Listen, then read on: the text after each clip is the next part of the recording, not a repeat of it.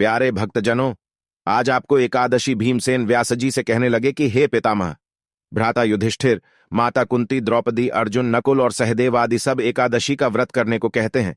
परंतु महाराज, मैं उनसे कहता हूं कि भाई, मैं भगवान की शक्ति पूजा आदि तो कर सकता हूं, दान भी दे सकता हूं, परंतु भोजन के बिना नहीं रह सकता।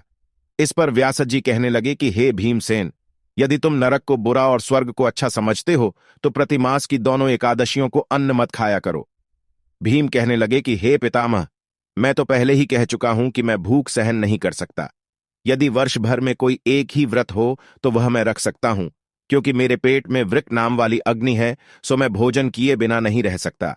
भोजन करने से वह शांत रहती है, इसलिए पूरा उपवास तो क्या एक समय भी बिना भोजन किए रहना कठिन है।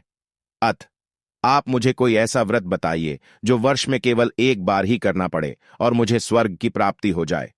श्री व्यास जी कहने लगे कि हे पुत्र, बड़े बड़े ऋषियों ने बहुत शास्त्र आदि बनाए हैं जिनसे बिना धन के थोड़े परिश्रम से ही स्वर्ग की प्राप्ति हो सकती है।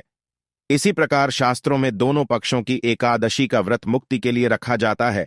व्यास जी के वचन सुनकर भीमसेन नरक में जाने के नाम से भयभीत हो गए और कांपकर कहने लगे कि अब क्या करूं। मास में 2 व्रत तो मैं कर नहीं सकता, हां, वर्ष में एक व्रत करने का प्रयत्न अवश्य कर सकता हूं। अत वर्ष में एक दिन व्रत करने से यदि मेरी मुक्ति हो जाए तो ऐसा कोई व्रत बताइए। यह सुनकर व्यास जी कहने लगे कि वृषभ और मिथुन की संक्रांति के बीच ज्येष्ठ मास के शुक्ल पक्ष की जो एकादशी आती है उसका नाम निर्जला है। तुम उस एकादशी का व्रत करो। इस एकादशी के व्रत में स्नान और आचमन के सिवा जल वर्जित है। आचमन में 6 मासे से अधिक जल नहीं होना चाहिए, अन्यथा वह मद्यपान के सदृश हो जाता है। इस दिन भोजन नहीं करना चाहिए, क्योंकि भोजन करने से व्रत नष्ट हो जाता है। यदि एकादशी को सूर्योदय से लेकर द्वादशी के सूर्योदय तक जल ग्रहण न करे तो उसे सारी एकादशियों के व्रत का फल प्राप्त होता है। द्वादशी को सूर्योदय से पहले उठकर स्नान आदि करके ब्राह्मणों का दान आदि देना चाहिए। इसके पश्चात भूखे और सत्पात्र ब्राह्मण को भोजन कराकर फिर आप भोजन कर लेना चाहिए। इसका फल पूरे 1 वर्ष की संपूर्ण एकादशियों के बराबर होता है।